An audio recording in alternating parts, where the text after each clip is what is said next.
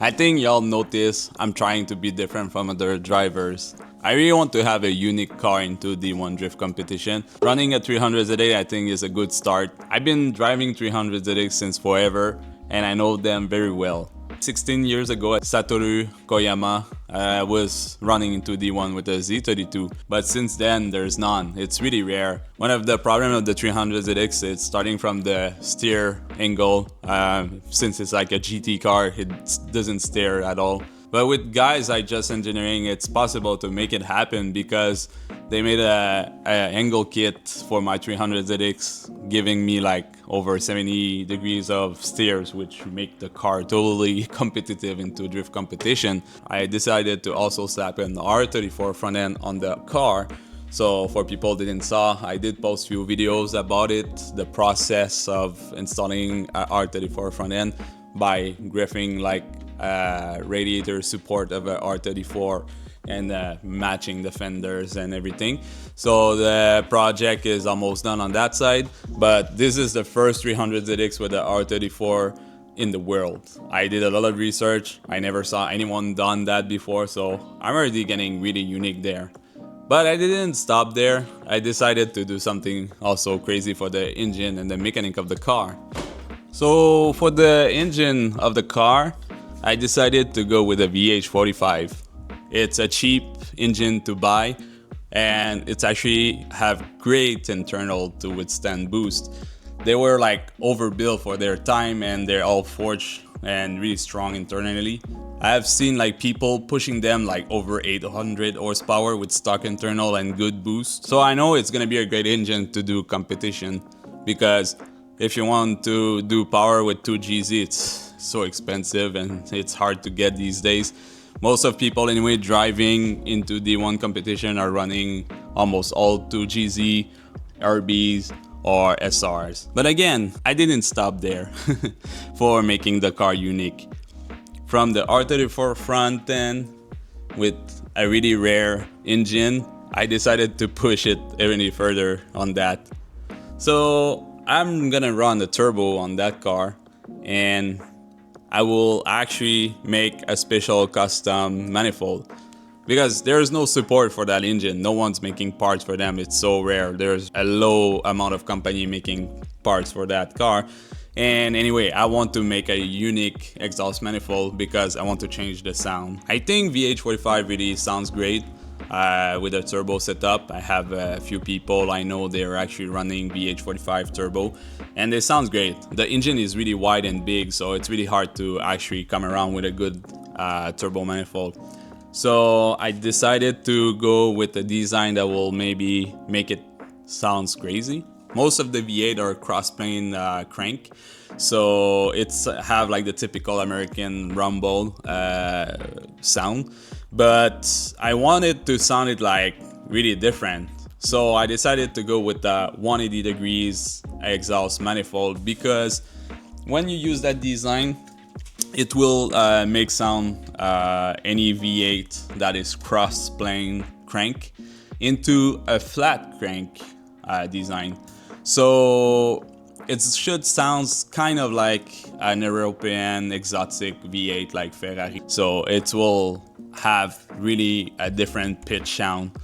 The way it's working at 180 degrees exhaust, first you gotta get your firing order and then you have to mix them to have like a 180 degrees rotation of a fire. So basically each 100 you will mix so basically each 180 you want to mix it. So my fire is 187365542, and then when you look at it, you have each of one. I check to be sure. So on the left and right side you want to mix it like this. Also, I have to give a huge shout out to Calvin Nelson. He have a YouTube channel called Nivlac57. You can have a look to his channel. He have a bunch of video about race cars and build for drag racing. and actually he's the one who made me discover the 180-degree exhaust manifold. From his video I discover how it's working, and if you don't understand my explanation on how it's working, you can actually go see his 180 degrees exhaust manifolds video that explain in more detail on how it's working. To a set of 180 degree headers could make your American V8 go from sounding like this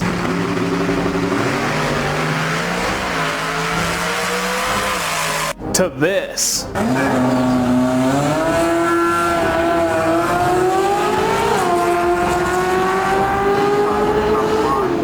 So as you can see, it's really a strange and unique design. It's really not common. We see them more on race cars, or I think they really use that design on the Ford GT first gen. It's really make it sounds unique.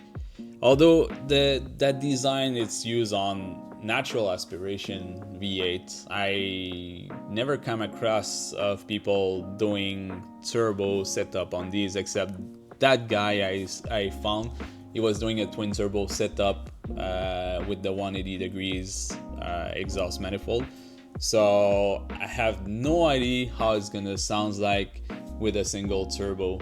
So for the V8 I will have a huge turbo, not this one, mine's gonna be bigger than this, and it will sit in the center in the front. And then I even spend a lot of time 3D print all the parts to do a mock-up. So these are like straights, and then I have these which I can like adjust any curve I want. So this is perfect for doing like a mock-up and test fit, see how it's gonna look like. I have really no idea and no experience on building exhaust manifolds, so I have to scratch my head a little bit harder than others people to come to a nice result. I hope I'm doing great. So one of the idea I had, because it's have to be full length, it's actually I got some measuring tape that I'm passing through the tube so I can monitor the distance and the length of the tubing, so I can like visualize better how I'm gonna try to achieve equal length before to join the merge. So you can laugh at me in the comment or let me know if I'm actually doing good because I have no idea what I'm doing. I'm just trying to do my own research and try to see how I can make it in a smart way. So for now, this is like what I come up for now for passing the two tube on the other side. So these are the two that you have to select and passing under like this, and then like this also on the other side, the same thing. So it's going there and here, and so these are the two other one. So now I have to make a curve to join here. So right now what I'm gonna do, I'm actually gonna try to finish it, try to show you the process.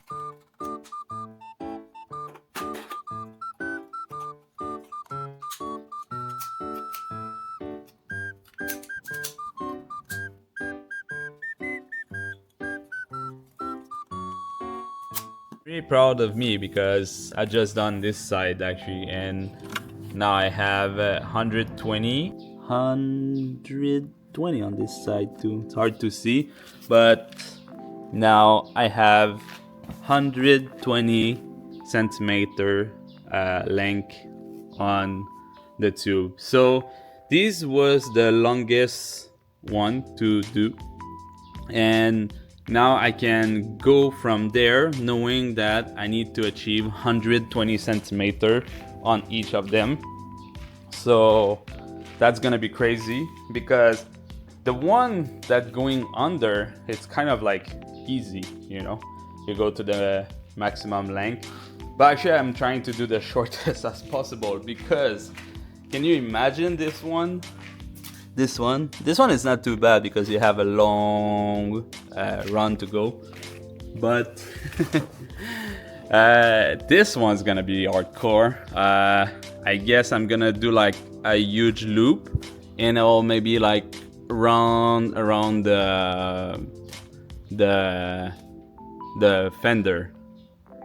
Yeah, I'm gonna like pass over the fender, so I'm gonna try to rounding and going high, and then try to waste a lot of time going down. So this is gonna be crazy because from there I already have a lot trying to waste some length by doing a spinel like this.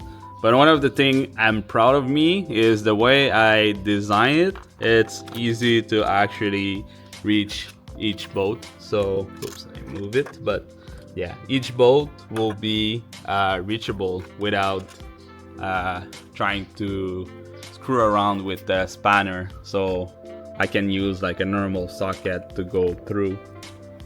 So this is really cool. But yeah, it's a lot of work. I still have a lot to do. Alright, as you can see, it's almost done, although I'm running out of piping, so I gotta print more.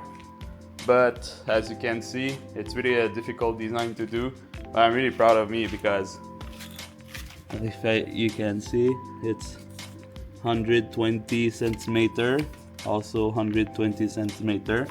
This one as well, 120. These are hard to see, but like I can reach it.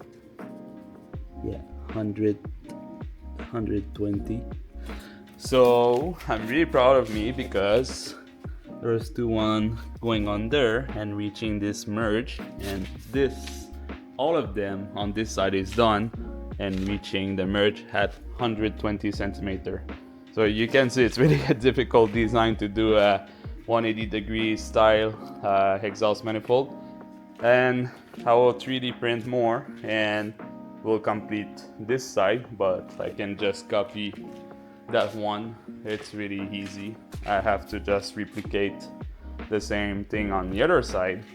So as you can see, my beautiful fake PSR mock-up turbo that I borrowed to a friend until I received mine. But yeah, the turbo will sit here, so the merge will be like a little bit shorter. Actually, this is like just like mock-up, but actually the merge will arrive here, and then the 4-in-1 will join 2-in-1 that will go up, and then the turbo will sit quite high here, and the wastegate will pop here, like maybe sideways or something here. So the turbo will be here. Pipe will actually cross here and going down in the corner. I already checked, it will pass tight, but it will pass. So for now, I gotta wait this one finishing to print, and after that we'll be able to complete it. But maybe as it is, I can do a test fit again.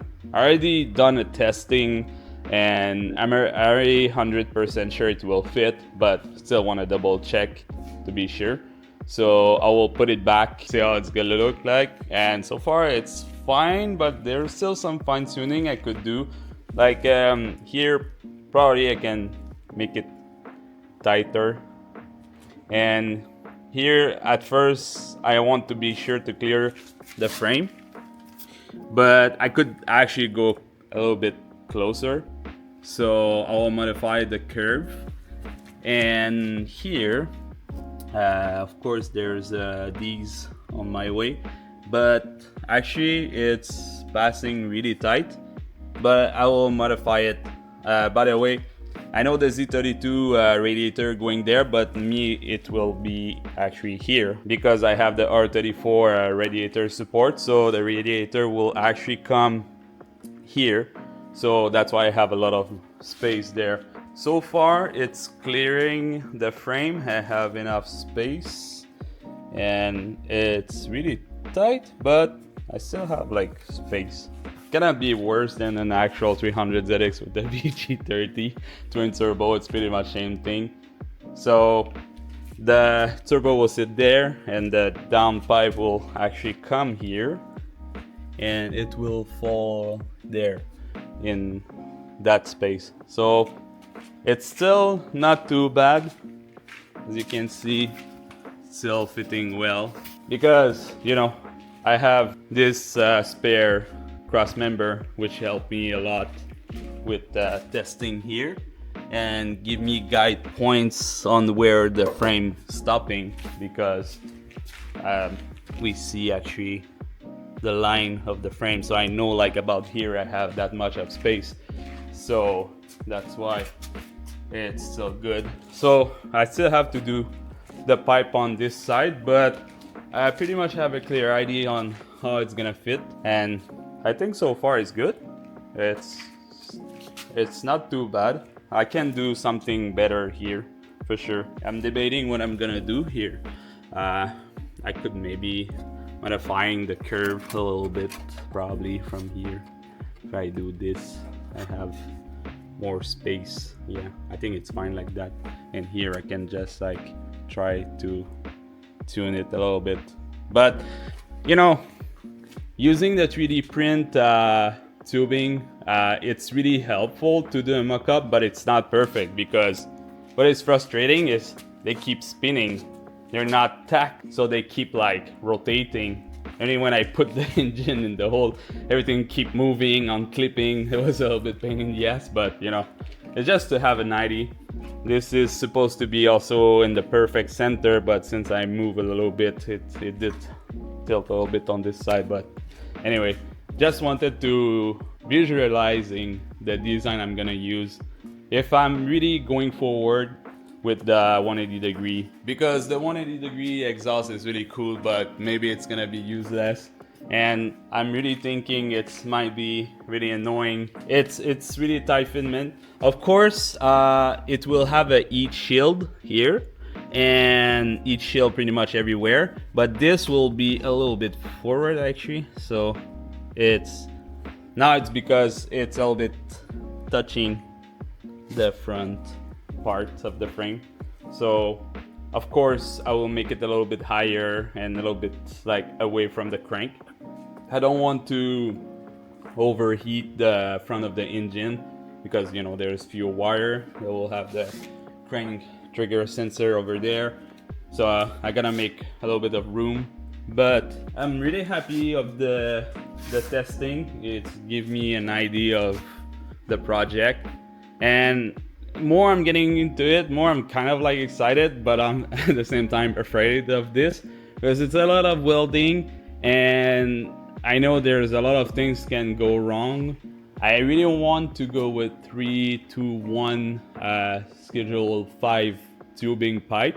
I think it's the best from what I heard. A lot of people say it's really a good tubing to use to fabricate exhaust manifold.